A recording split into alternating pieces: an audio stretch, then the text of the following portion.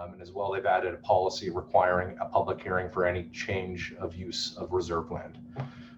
We've strengthened, they're going to be strengthening the municipal reporting requirements for offsite levies, expanding the role of the MGB to actually hear appeals for all offsite levies, and then kind of strengthening the overall transparency requirements for how these are calculated.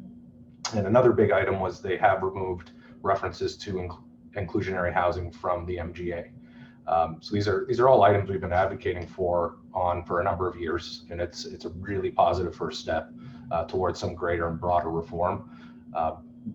All of that said, we continue to push really hard on prompt payment, city charters, building code, and in particular the future of auto adoption, environmental approvals, and things like offsite levies. So there still remains a lot of work on our plate, but at the same time, it's important to kind of recognize that we are being heard and we are seeing some of those successes.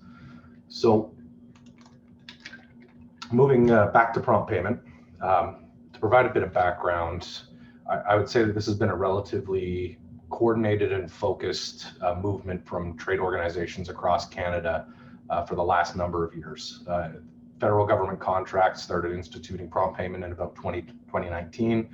We've seen legislation come in Nova Scotia, Saskatchewan, and Ontario. Ontario in particular will be referencing quite a bit, as that has effectively served as the model for the legislation that Alberta brought in just a couple of weeks ago.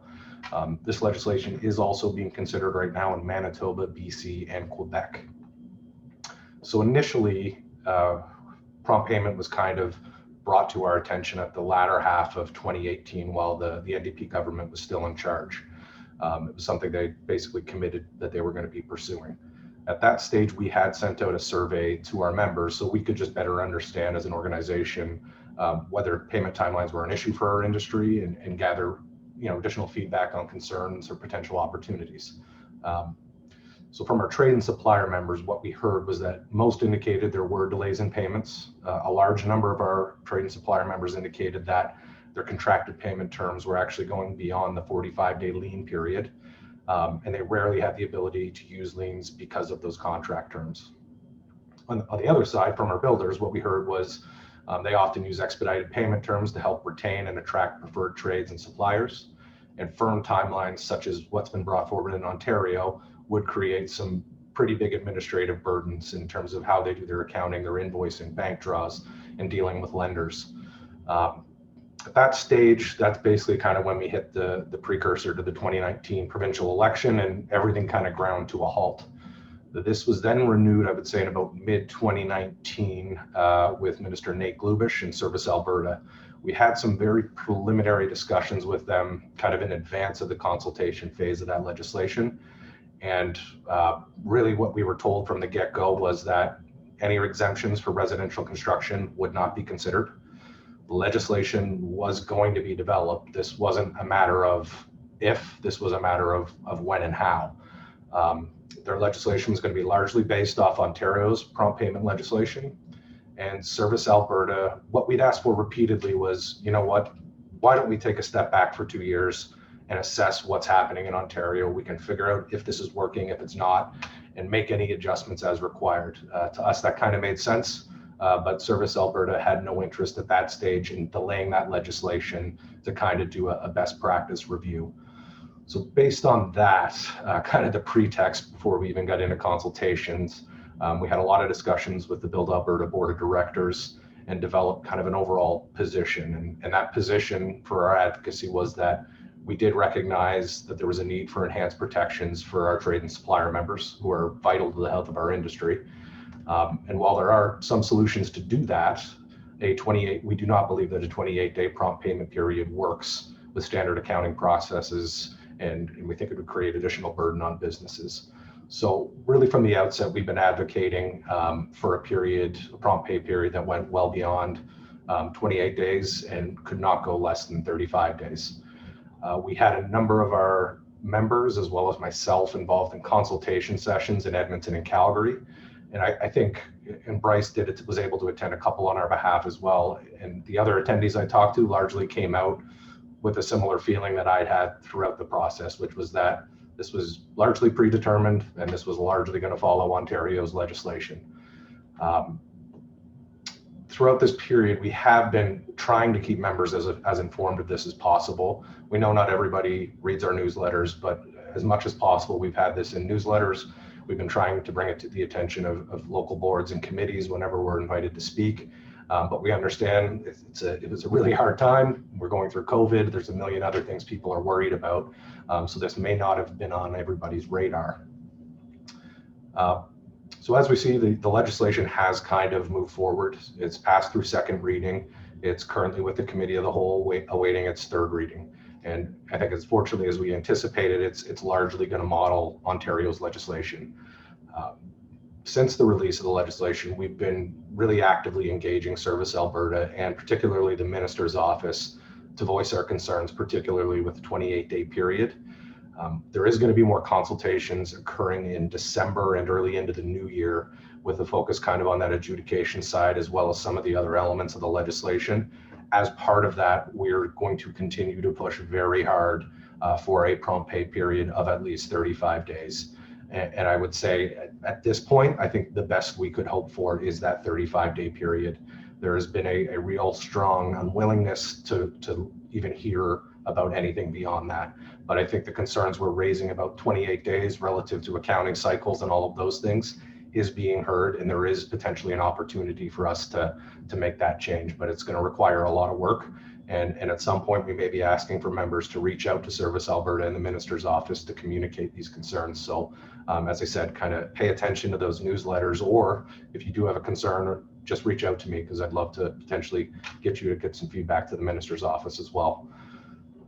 Just to wrap up before I throw it to Bryce, something else we have been doing throughout this process is engaging with our counterparts, particularly in Ontario and British Columbia. And over the last kind of month or so, I've had a number of discussions with builders from Ontario, as well as the Ontario Home Builders Association, to better understand really kind of how this has impacted industry, because they've had it in for about a year. It's been rolled out. So I was curious to know, okay, what have been the impacts? And I'm not trying to minimize any of the changes that are coming forward, but what I had heard particularly from those members was that they had not noticed a major difference. And what they'd stated was that similar to the limited use of liens that we see nowadays, relationships kind of trump everything else. So again, I don't mean to say that to minimize the legislation, because there are impacts, but business relationships are still going to be incredibly important regardless of what these rules kind of lay out. And I just want to provide that as some context, just based on what we've heard again from those Ontario builders who've been living with prompt payment for about a year. So with that, I am going to pass it off to Bryce. And as Lara had mentioned, if you do have questions throughout, please throw them into the chat box. Past that, I'm always available if you want to give me a call or to shoot me an email with specific questions or feedback. So with that, I'll hand it over to you, Bryce. Thank you, Scott. And hi, everybody. Thanks so much for coming out to this webinar. Obviously, this is some pretty impactful legislation on our industry, and everyone's really interested in how it's going to kind of roll out and then take effect once the legislation goes through. So just really quickly to introduce myself, as Scott and Laura sort of mentioned, I'm a lawyer. I'm a partner at Ogilvy LLP in Edmonton, which is a mid-sized full-service firm in Edmonton. My practice focuses primarily on business law and real estate law. For the last 15 years or so, I've really focused a lot of my practice on the development and the construction industry, particularly the residential construction industry. So I act for a number of home builders, land developers, condo developers, and commercial developers, and I'm very much involved in the industry and my clients' businesses. So I've been involved with CHBA on a local level for about the last 10 years or so, and also BILD Alberta. I'm the current past president of CHBA Edmonton, having spent the last 6 years on the board there, and just finished up a year on the BILD Alberta board. So I've heard a lot of from clients and from other industry members, a lot of the concerns surrounding the legislation, and there's good reason for that concern, as Scott's kind of spoken about a little bit. And I just wanted to take some time to kind of work through what these changes are and how they're going to change the way that contractors and subcontractors and suppliers deal with the owner of particular projects. Obviously, I'm going to be simplifying some of the things and trying to focus it a little bit on the residential construction industry and within that context. I'd love the opportunity to kind of field questions as we go, but the way that the webinar sort of works is that's probably not going to be possible. So again, I'll kind of run through the detail, and then we can answer some more specific pointed questions. So as Scott mentioned, there's this legislation is starting to become enacted across Canada in an effort to alleviate perceived payment delays all down the construction pyramid. So Bill 37, the Builders Lien Prompt Payment Amendment Act, passed first and second reading on October 21st and October 28th, respectively. If it receives royal assent, it'll become the Builders Lien Act will then become called the Prompt Payment and Construction Lien Act. And in summary, Bill 37 introduces some fairly strict timelines for the payment of invoices and creates an adjudication structure to allow parties to resolve construction disputes expeditiously outside of the court system. It will go on, and this is more of in a commercial context, and somewhat prohibit pay when paid clauses, which are common with CCDC contracts and on the construction, on the commercial construction end. It's going to extend timelines for registering liens and introduce new rules regarding the releasing of holdbacks on certain projects as well. So I thought the best way to start off this webinar is to talk about the current legislation a little bit. I know this isn't a seminar on the Builders Lien Act, and many people are pretty familiar with that, but there's some pretty important points that I think are in our current system that will help us understand how this new process is going to work. So first, if we really back it up completely, we can talk a little bit about the general legal relationship between owners and contractors and subcontractors and suppliers. And if we start by thinking about how that relationship is founded, it's based all in contract law, right? It's the same as sale of other goods and services or any other business or contractual relationship. There's nothing really unique or specific about those contracts between owners and contractors and subcontractors. So generally, without the Builders Lien legislation, if there's a dispute or non-payment, how is that resolved? Again, you go back to the contract, you look at the contract and see who's responsible for what, and it's generally the courts that are the venue to resolve those disputes. So between each of those contracting parties down that construction sort of chain, there's no real difference between any other contractual relationship. Parties to a contract bind themselves, and their recourse is against that other party under the contract. So that's where the Builders Lien Act comes in. And the way I like to think of it is you can think of it a little bit as layering. So you've got your contract between the parties underneath, and then this is layered over top of that. And the current point of the Act is to provide additional rights and protections for anyone who does work or supplies materials on any land, and to provide another avenue other than the basic contractual relationship, and have an ability to claim something against the owner of the land that the improvement was done on. So I think it's important that we keep that in mind when we go through some of the changes, especially when we talk about prompt payment in the contracting parties.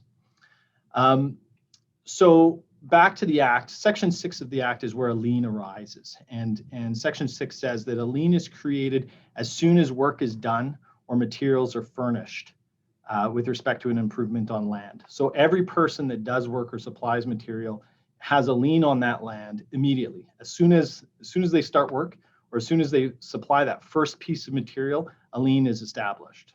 Okay. So again, when we think about layering of these rights, the Lien Act is talking about how to enforce liens against the owner, how to protect and preserve the lien that was created under Section 6, and how a contractor or supplier might be able to collect certain amounts from the owner. So that lien is established under Section 6, and then it's about preserving that right is the next step. Currently, to preserve that lien right that's created, the contractor or the supplier, they need to register the lien on title within 45 days of the last day that the contractor did work on site or the supplier supplied their materials. That will continue that lien. It'll preserve those lien rights. And then there's another step to continue to enforce that lien, and that is where a contractor or supplier then needs to commence an action and register what's called a certificate of lis pendens against the title within 180 days of filing the lien. So those two steps are critical to those lien rights continuing. If they don't meet either of those steps within the time period, the lien rights cease to exist. Okay. This is generally the start of that court process, and the way to determine validity of lien, how much a lien is really worth, and how much can be collected from the owner, how much of a claim that subcontractor or supplier would have against the owner. And I think that the last point that's relevant to our sort of unpacking some of these changes is the amount that the owner is liable for to everyone down that contracting chain, and hence the amount of the holdback that they need to do from the contractor, that the owner needs to do from the contractor. So this is generally 10% of the value of the contract between the owner and the contract and the contractor, plus any amounts that are due and owing and yet unpaid to the contractor. So this is really important because the holdback amount isn't advanced to a contractor. As you all know, those holdbacks get held back, and they're held back as long as there's validity to that lien. That then ties right back into that lien period for registration of the lien and moving forward. So that's currently 45 days, and we'll see that that's changing a little bit. It's also important because right now, and it's also important with some of the other changes that we're going to talk about, because right now there's really only one way to pay out a lien fund, to pay that holdback out in a progressive way. And that's through the issuance of a certificate of substantial performance, which is really close to the end. As everyone knows, that's really close to the end of the contract. It is a progressive release, but you have to be substantially performed in your contract in order to get release of that holdback. So I want to note a couple of things as we move into, we're going to talk about the changes next, and I just want to note a couple of things before we move into talking about those changes and the additions to the Act. So far, what the Act's dealing with and what we're talking about is lien enforcement. We're not necessarily talking about that contractual relationship underneath that between maybe subcontractors and suppliers that have no direct contractual relationship with the owner, right? It matters, their contract matters, and it matters to the litigation process. But really what we're talking about is the other piece, is that claim against the owner and that lien claim against the owner. And there's a distinction there that wasn't really necessary to recognize previously, and is a bit more is needed to be recognized a little bit more with these prompt payment changes to the Act. So with that in mind, let's talk a little bit about the new legislation and what is being proposed under this legislation for the industry to take into account. So Bill 37 imposes a significant number of changes to construction contracts. In particular, first, there's already a right in certain circumstances to demand information for lien holders, but that's now increased a little bit. So Bill 37 expands the list of those that are entitled to demand certain financial information from what is currently under Section 33 of the Builders Lien Act. That's more of a minor thing. It ties into everything else, but that's one of the changes that's there. Next, and speaking back to the lien period, is extended lien period times.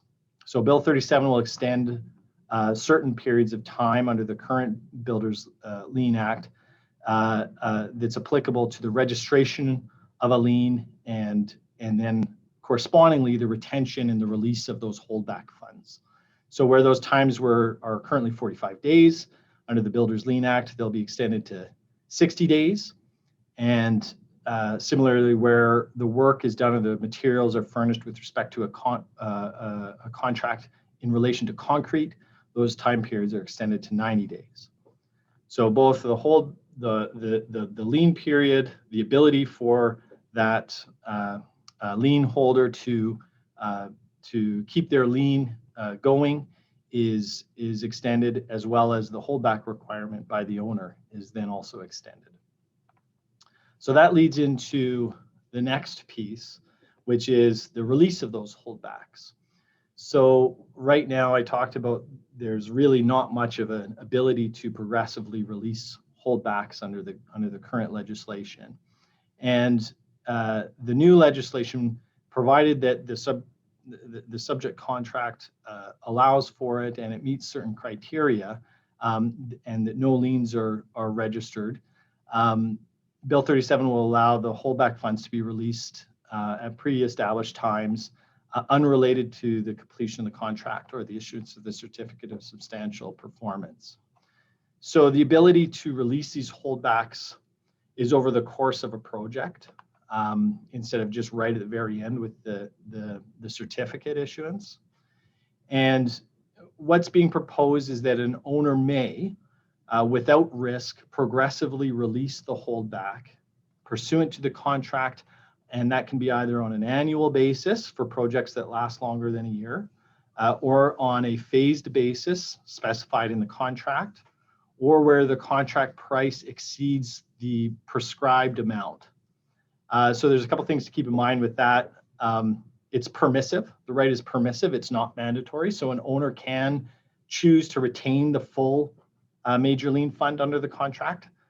They don't have to allow these progressive releases. The legislation allows for progressive releases when it's in the contract. So this is really important for contractors to think about as we prepare for this legislation, is if they want to ensure that progressive release of holdbacks, then it needs to be in the contract, and your contract should be amended to allow for that. The second thing to keep in mind is that there's still a ton of uncertainty about this and what the circumstances are going to be to whether it's available, even whether it's available to residential construction, to home building, and that sort of thing. So we really don't know if there's going to be any more information with respect to what a phased basis means, a release on a phased basis specified in a contract. We don't know what that means, or whether we're going to have anything in the regulations that is going to give us more information on that. And we also don't have any indication what the prescribed amount will be. There will be a minimum amount that progressive release will apply to, and that's going to also be in the regulations, which haven't been drafted yet. We don't have the information on that. So, with the lien pieces of the Act, we're talking about extended time periods and then a corresponding progressive release of holdback. I will say that, in some of our advocacy efforts in the consultation process, progressive release of holdbacks was definitely something that BILD Alberta was advocating for. The hope is that where they go with this is a prescribed amount that will be low enough that will allow that under for regular home building purposes, because it makes sense. It makes sense from everyone's perspective in my view. So the next change is the big one. So the prompt payment section. It's a different part of the legislation, and so this section has already had a major change in the legislature. For context, the bill was introduced on October 21st, and that's when the news releases hit and everyone saw it in the paper and all that sort of stuff. And then there was a major change that was introduced on November 4th, so less than 2 weeks ago, which specifically changed the prompt payment section. So you may be hearing some new things or some details that you hadn't heard before, which I'll go through. It doesn't make a ton of sense for me to refer to the old, what are now the old provisions from end of October. So I'll walk you through what is kind of newly revised. So prompt payment. So an owner is specifically who owes money under a proper invoice, which is something we'll talk about, must pay the amount payable under that proper invoice no later than 28 days after receiving the proper invoice.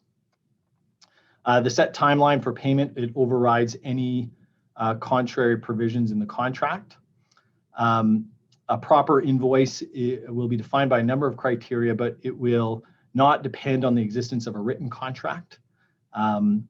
So it could be oral contracts, it could be purchase orders, those sorts of things.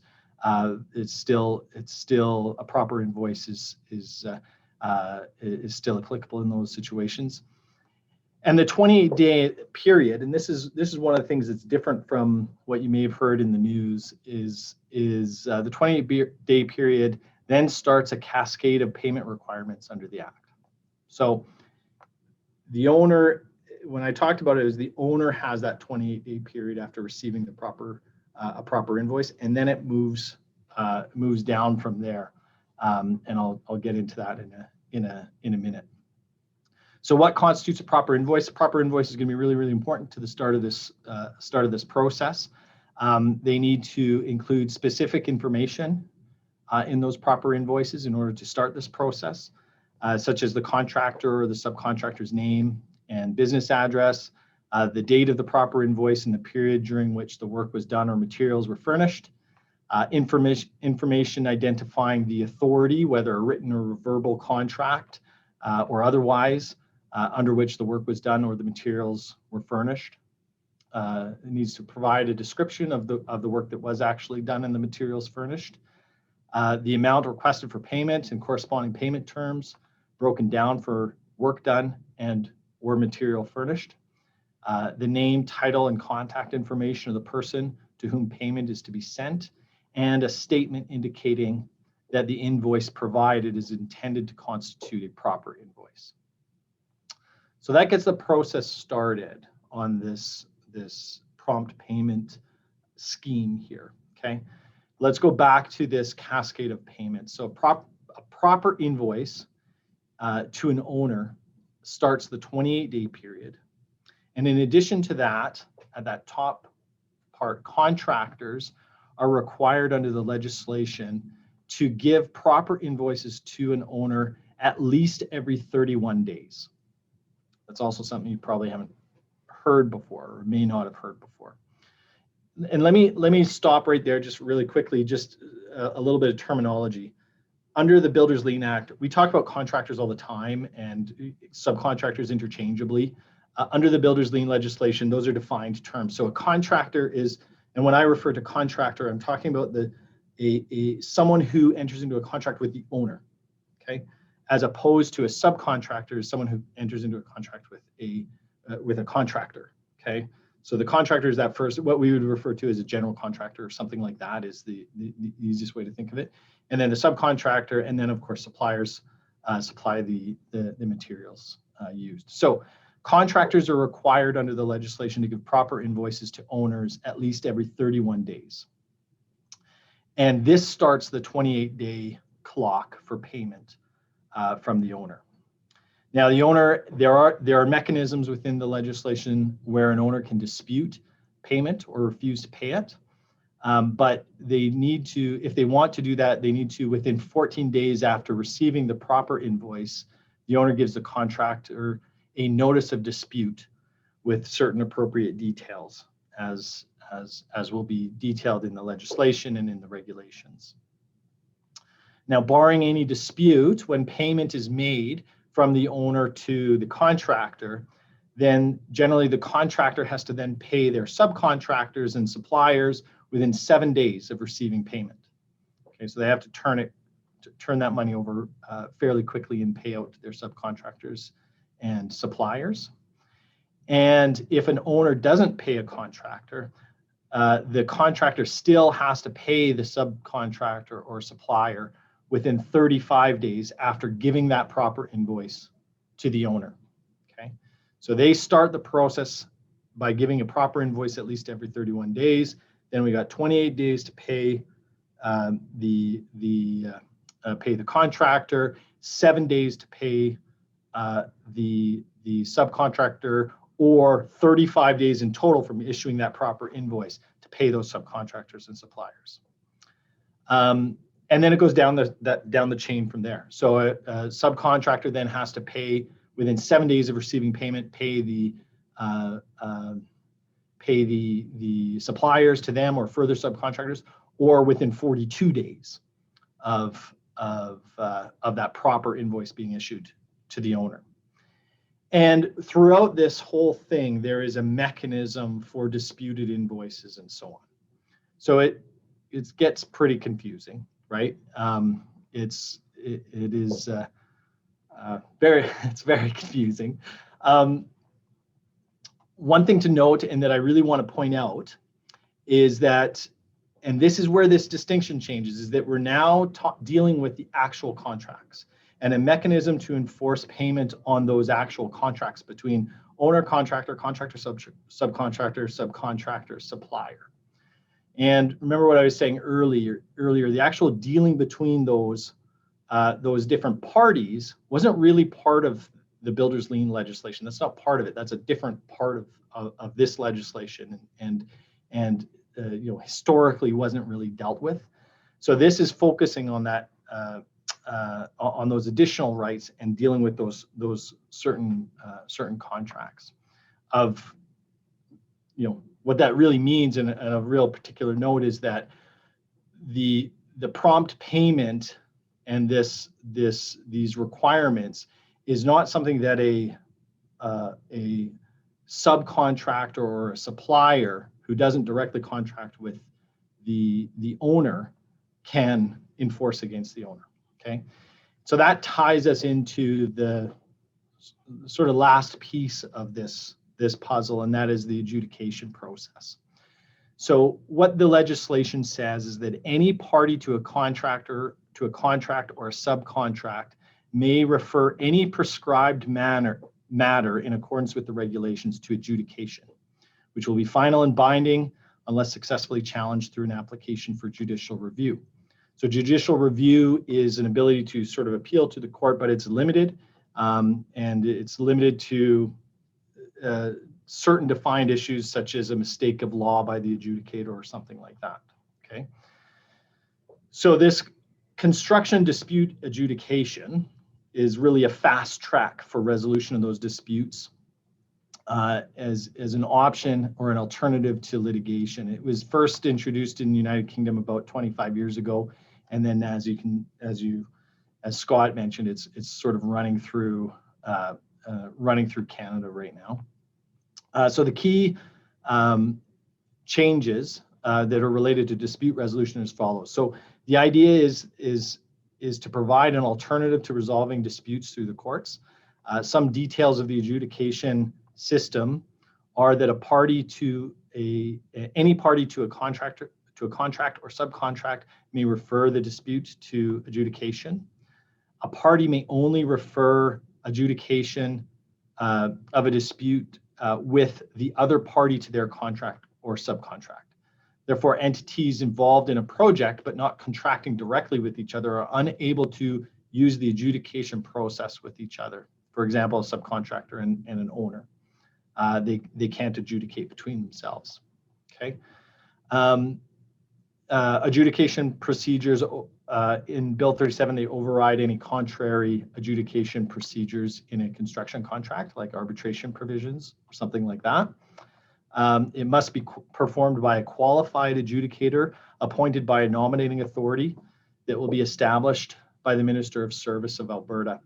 I'm going to stop there just for a real quick second, and that's one of the things that I think BILD Alberta is also going to be involved in advocating for, because one of the things that when we went into consultation on this is important. I guess it's really important for a lawyer like me is how those adjudicators are qualified. Whenever you have an arbitration process or an adjudication outside of the court, there's a balancing act that happens. If you look at courts and judges, it's a very long and there's a long process, expensive process. There's a whole lot of rules and evidence and different things in order to resolve some form of dispute. And the idea around that is certainty, that there is a way that contracts should be interpreted. There is a way that evidence should be admitted in order to provide certainty in the process. But of course, the downside of that is it's long, it's expensive, it's really hard for some certain disputes to make any sense to go through the court process. So when you go to an adjudication process that is supposed to be fast, efficient, effective, that's great, but there is the balance is that the concern is that you may lose some of that certainty in the process. And if you lose certainty in the process to the point where you have no idea what any adjudicator is going to decide on any matter at any one time, it really calls the whole process into question. So that's something that's going to be a real important part as they try to define this adjudication process, is qualifying those adjudicators. And if they don't get it quite right, that could be a real concern for industry. So the determination of the matter, as I mentioned earlier, is by the adjudicator is final and binding on the parties, except where you can have it reviewed by the courts through judicial review. It's currently unclear whether Alberta will follow Ontario on restricting adjudications to valuations of work, payments under the contract or change orders, or notices of non-payment, or any other matters that the parties agree. It makes sense that pretty complex matters or matters requiring expert testimony or quality and things like that may be ill-fitting for adjudication. We don't know all the rules around that. That's also going to be in the regulations. And again, that stuff hasn't come out yet. So really quickly before I finish, so that's the meat of it. I just thought I might share one real simple example to kind of get you thinking about the different avenues of recourse available to different parties. And so if we think of an example where we have an owner that contracts with a contractor, and for a particular job, and let's say the contract is a $50,000 contract for some form of improvement on their property. The contractor then sources materials from a supplier, and the cost of those materials is $35,000. Okay, the job gets finished. The owner pays the contractor, but the contractor does not end up paying that supplier. So what are the supplier's rights? And under the current legislation, they have two avenues, right? They can sue the contractor for the $35,000 that they're owed under contract, same as any contracting party can do when there's a default by the other party. But they can also have this second avenue. They can file a builder's lien against the owner, and they can claim up to $5,000 from the owner, because the holdback amount and the lien fund amount is the $50,000 contract, and it's 10% of that. They've already paid the contractor, so there's nothing owing to the contractor. So the lien fund is $5,000. So they could claim up to $5,000 from the owner.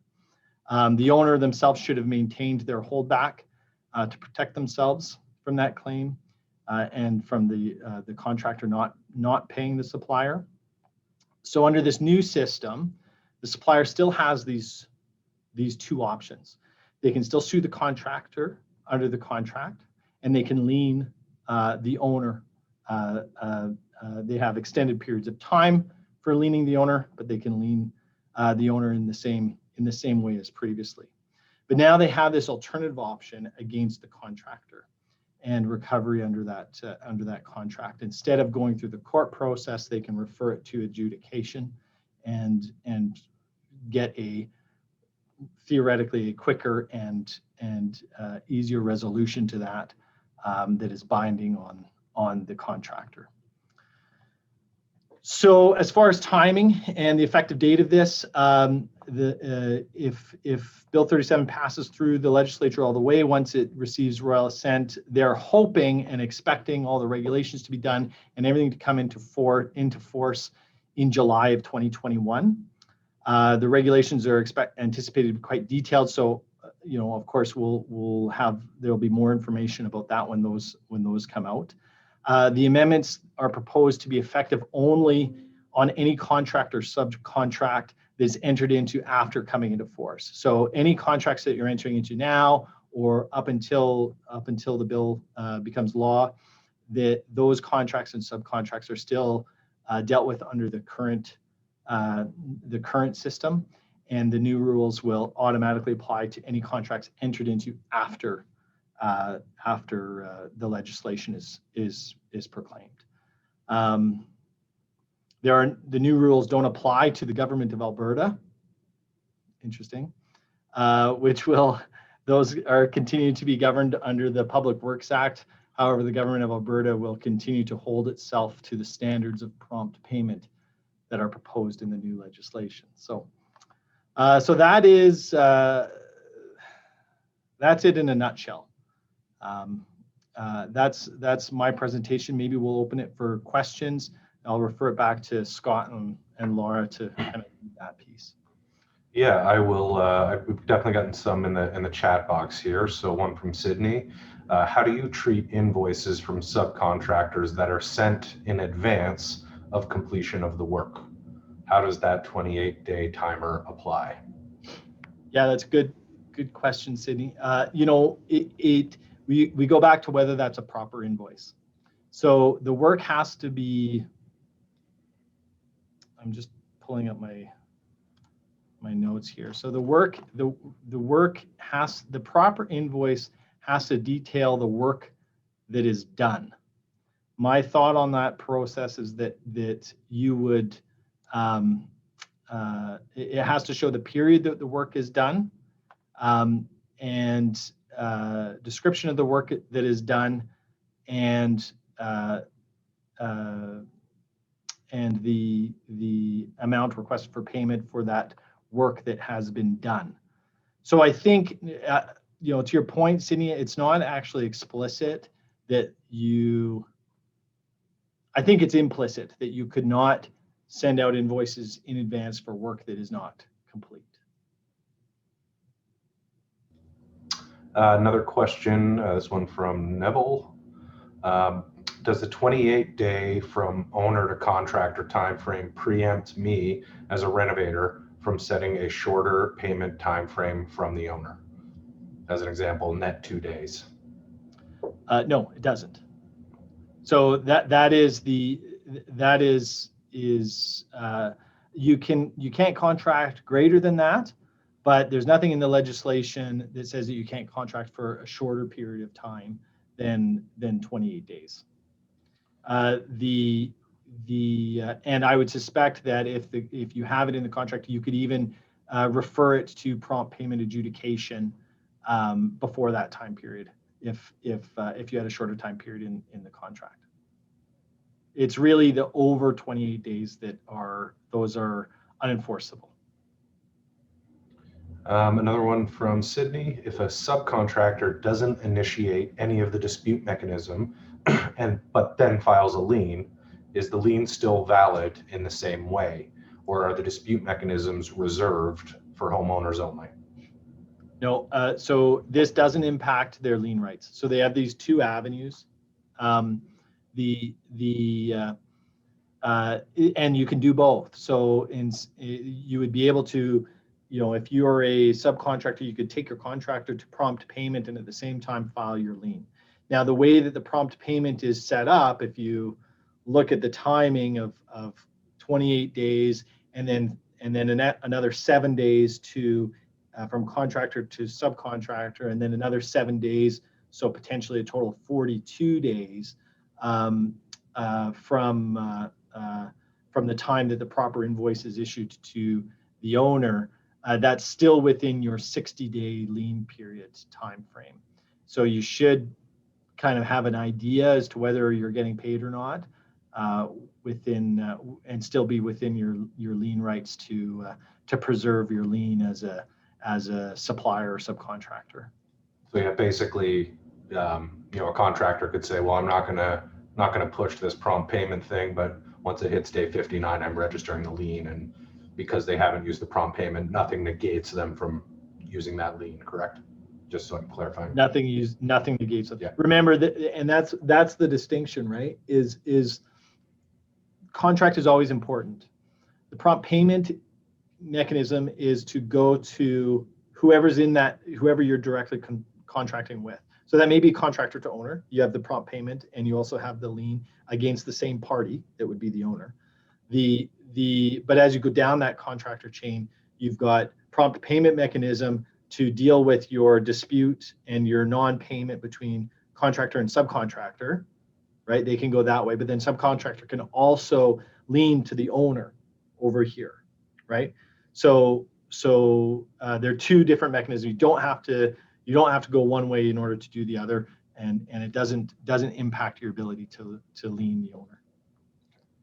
Another one, having two different lien periods seems like it has the potential to kind of be complicated for the overall kind of flow. For builders whose lawyers hold lien holdbacks in trust, any recommendations on how to clearly break out concrete work and deal with the different lien holdback releases? Yeah, so that's a really good question. That really ties also into the progressive release of holdbacks.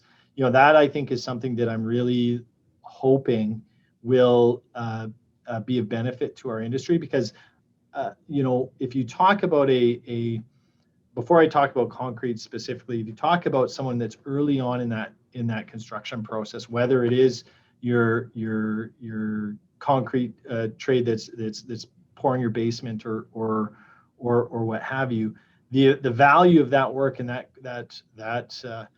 contract is done way before substantial performance of the full contract. So that contract, that concrete guy, or that early contractor or that early subcontractor in the build process, their lien period has long expired, right?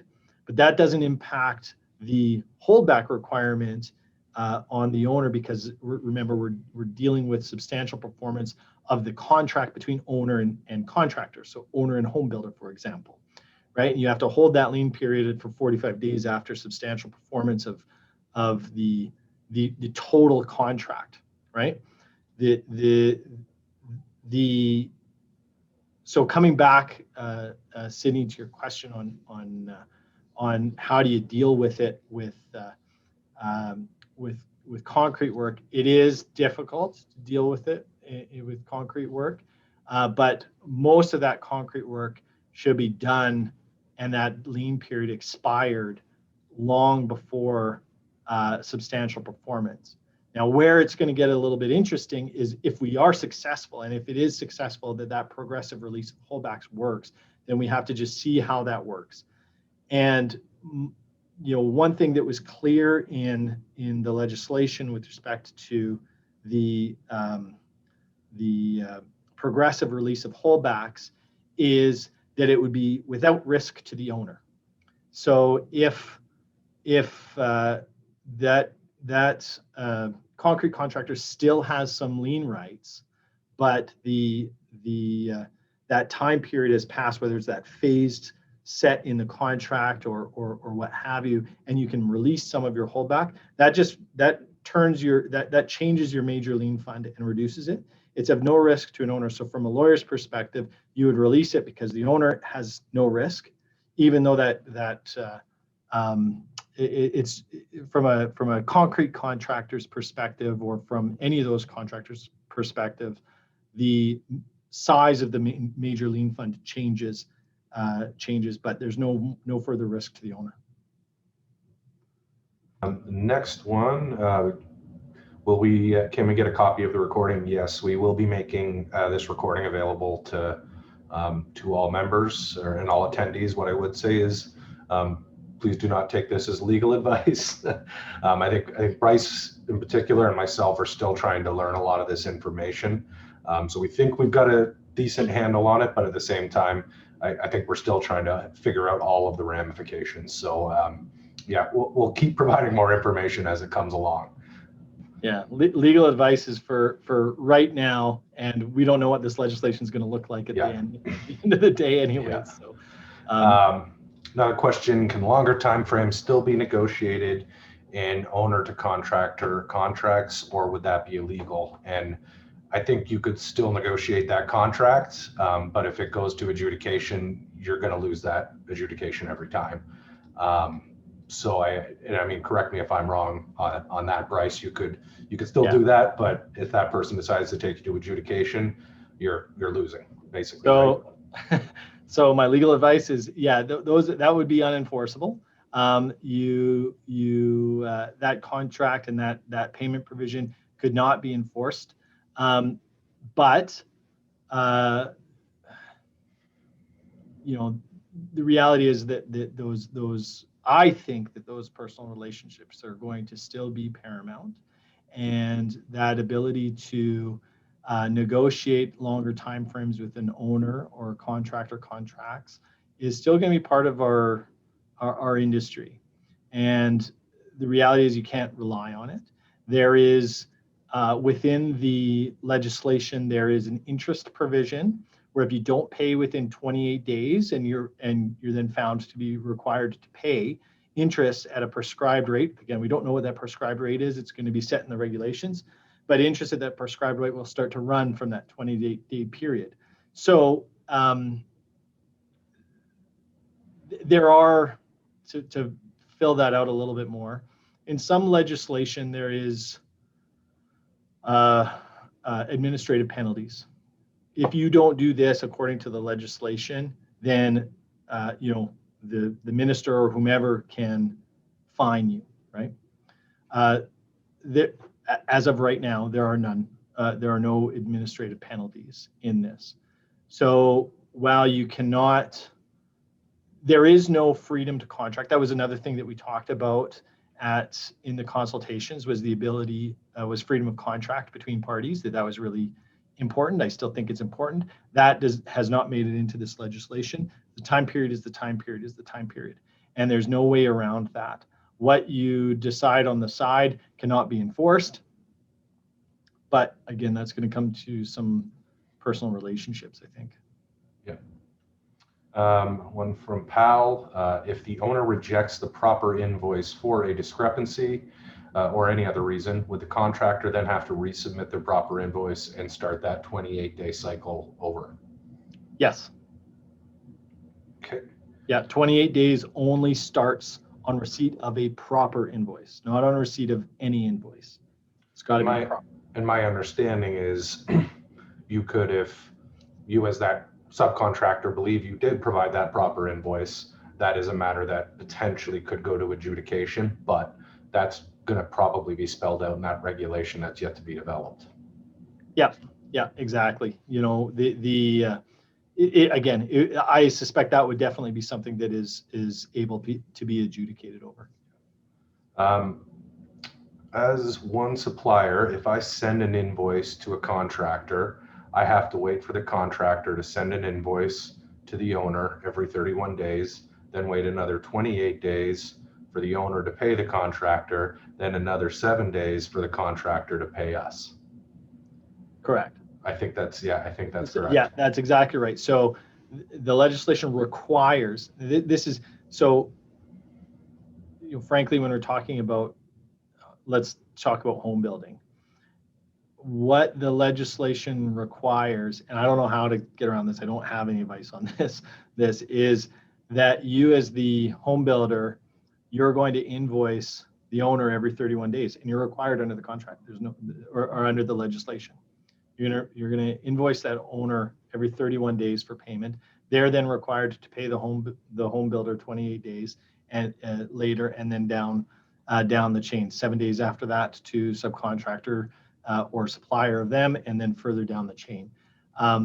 That is, again, the time requirements in the Act, and you can't get around that. So one thought is, and this kind of relates back to negotiating different time frames, if you are not requiring that homeowner to pay you, or you're not sending invoices every 31 days, and you're doing what you would typically do, and you're having certain stages of the contract where they're required to make payments, whether through additional deposits or a draw mortgage type situation or something like that, with the big chunk of the money coming at the end with their maybe with a completion mortgage. If you're not doing an invoice every 31 days, which I don't think anyone in our industry generally does for the vast majority of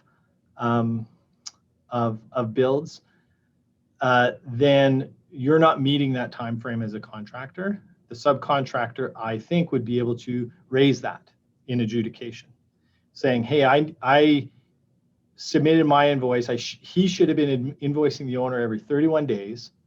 He didn't, and then I should have been paid. I should have been paid 42 days after that, because it should have gone from, this is the time frame." So when I'm, as a supplier, adjudicating with the subcontractor, that subcontractor's time to pay the supplier is based upon the time that that a proper invoice should have been issued to the owner. And that's obviously fraught with a whole bunch of weird issues. Bryce, I don't know what your time availability is like. We do have some more questions. I don't know if you have time to stick around for a few more minutes to maybe work through some of these. Sure.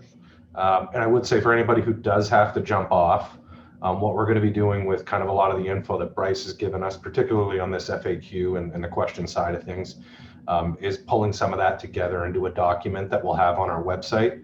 And we do have a dedicated kind of sub-page off our website.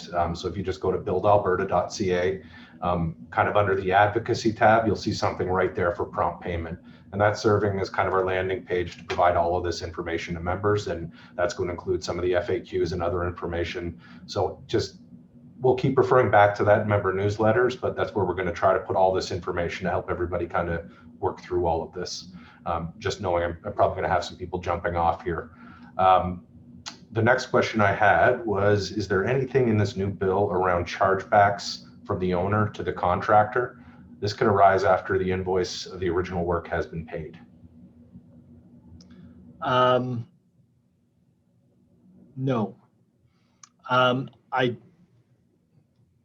No, the way that the cascading works, I haven't seen anything yet. I don't know whether anything will be fleshed out in the regulations. There is actually a number of caveats to this legislation where it does refer back to or as for other conditions provided by through the regulations. So they're able to build this out a little bit in the regulations. So maybe that is something that we may see sooner. But right now there is a 14-day period in order, if anyone who receives a proper invoice from anyone down that chain there has a 14-day period to issue a notice of dispute. Okay, so that's before the 28 days. And that that in and of itself creates this cascading effect of what you have to pay as a contractor, as a subcontractor, and what you give what's called a notice of non-payment. And there's this whole, it all flows back down in this and would impact that adjudication process. That's where it starts to get really kind of confusing to try to work through. If a notice of default is issued up here, there's a notice of non-payment down here. What does this guy over here need to pay somebody else? It's quite confusing, but that piece is all based around that notice of default within 14 days or notice of non-payment being issued prior to the end of the 7-day requirement for those down the chain a little bit. There's nothing in the legislation right now that talks about chargebacks after the original work has been paid. If it isn't there, my suggestion is, and if it's not dealt with, my suggestion is, with any subcontractors, you should have some form of a cross default clause. So if you have, job A, B, and C, you don't find out how poorly job A was done until you're already paid and you're onto job B or onto job C, and you have an ability to charge back from job A.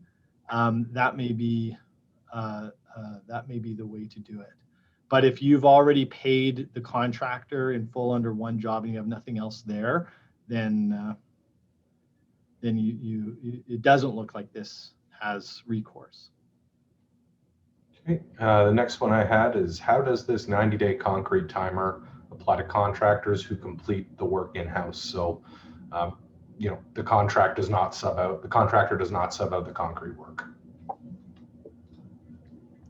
Would that just break out that portion of the contract, maybe? Yeah, I think that you may be able to do that. I mean, the theory behind it was a 56-day cure period, and that you wouldn't, under a 45-day or even under a 60-day lien, that doesn't give enough time for owners to kind of test that concrete, and you gotta give it more time. That was the reasoning behind them getting that 90-day time frame as opposed to the general 60-day time frame. But the working in-house, right now the legislation says if an invoice is primarily or the work is primarily, the contract is primarily for concrete. So if you had one big contract and only one piece of that was concrete, there may be some work that you need to do on how you set up your contracts and stuff like that, which may be the way to deal with that. There's always a way, Sydney. Also from Sydney, when will we get a better idea of if the progressive releases will be allowed, especially for $1 million plus contracts? The holdbacks are substantial, and this option would be most welcome. I think that's probably part of the regs, but because there is a lot of detail missing around that right now. Yeah, we don't. That was one thing that I don't remember any discussion in the consultations about. I know that when we were bringing this forward, and in my consultation, my first consultation with government, in that room with all the different people in that room that were going through this, Scott, you'd remember we sort of introduced this progressive release of holdback question, and at least for the people in the room, the discussion never went further to only applicable to certain contracts or not, or above a certain amount or not. And so it was a bit of a sort of surprise, or maybe a walk back of that initial idea, and where they've decided to have this prescribed amount there. I have absolutely no idea. As a result of that, I have no idea what they'd be thinking about as far as the prescribed amount. That's a big, that's That's going to be on Scott's to-do list. And anyone else who's talking to your MLAs, right? Yep. Is we need to get it down enough that we can use that, because from a cash flow perspective, that's huge when you've got 60-day holdback timelines now. One from David. I might have missed this, but how do invoice submission dates come into play? So in other terms, if invoices are to be submitted by the 25th of the month and it's not received by the owner until the 30th, what are the rights of the owner in regards to payment date? Yeah, that's actually not that's not in the legislation. So you didn't miss that, David. You know, there will be I don't know whether it would. There will likely be some sort of a notice provision within, I assume, within the regulations. They'll give us more detail on those proper invoices within the regulations, and I suspect that might be something that they may need to deal with, because you're exactly right. If you know, there's a timeline between when the date of the invoice and when it's received, and how is that dealt with. Right now, it just talks about the dating of the invoice, and it talks about 28 days after receipt of a proper invoice. But you know, if you never receive it, does that, you know, how does the contractor rely on that having issued that invoice, right? Yeah, I think we had a couple more kind of similar ones. You know, can you contract to delay in serving the proper invoice, or are we allowed to set a cutoff date every month for receiving invoices, or can the subcontractors or suppliers basically just send it in whenever they want? So I think my understanding, and Bryce can cut me off if I'm wrong, they can submit it. You can contract it, but you can't contract beyond 31 days, because under the legislation, they have to provide you with that every 31 days. And you can't contract to pay beyond 28 days. Is that kind of correct? Yeah, I think so. Like, you can't, what's agreed to between the parties is one thing, but the legislation doesn't. The legislation is much more clear cut on that, and that is, if you issue an invoice, you're expected to be paid on that invoice within that time frame set out with that initial requirement to issue a proper invoice from contractor to owner on a 31-day period, and then 28 days, seven, you know. And so if you are delaying an invoice, you can always delay an invoice and have it paid through the next way, but that would be unenforceable to say you can only issue me an invoice every quarter or something like that, right? So there's a couple I'll quickly kind of handle, and then we have one more for Bryce, and then we'll kind of wrap up. So just a quick one. How stringent is the 28-day mark? I'm thinking about a check being cut versus when the contractor receives it, invoice being due on Monday, but EFT being deposited on a Friday. And I think the challenge is that 28 days is stringent if the party you are dealing with wants to go to adjudication. And that'll be kind of that contractor or supplier's decision. But they have that, once that proper invoice is received, that 28-day clock starts. And that builds on another question, is what's the definition of a proper invoice? They do have some preliminary details in the legislation. I think we've got some of that linked on our website, but we're going to be updating that here shortly to give some more detail. You know, what are the line-by-line items? That said, a lot more detail on that's going to be developed in the regulation, which will kind of again lay out exactly what that proper invoice is. And I think the last one, Bryce, is if an owner chooses not to take a holdback and not use protection of the Lien Act, does prompt payment legislation still apply? Yes. Yes. Okay. Yeah. The prompt payment, you can't contract in the same way that you can't contract out of the Lien Act. So, you know, an owner never has to agree not to take a holdback. If a holdback is applicable in that situation, you can't contract out of that.